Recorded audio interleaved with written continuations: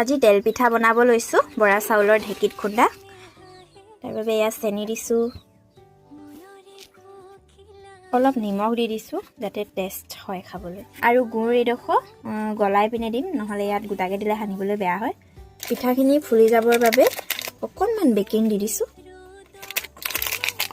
আৰু চেনি আৰু নিমখ দিছিলোঁ যে সেইখিনি আগতে ধুনীয়াকৈ সানি ল'ব এইখিনি সানি লোৱাৰ পিছত গুড়ৰ পানীখিনি অলপ অলপকৈ দি মিক্স কৰি দিব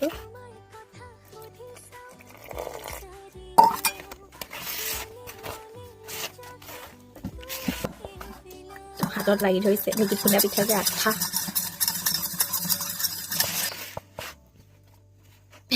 হাতেই নাই পিঠাখিনি পিছে কাইলৈ ৰুম যাম মই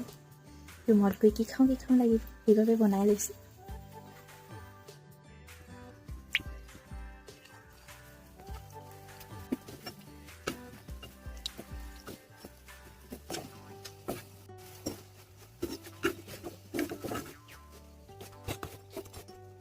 এই পিঠা হৈ গ'ল চব ইমান ধুনীয়া হৈছে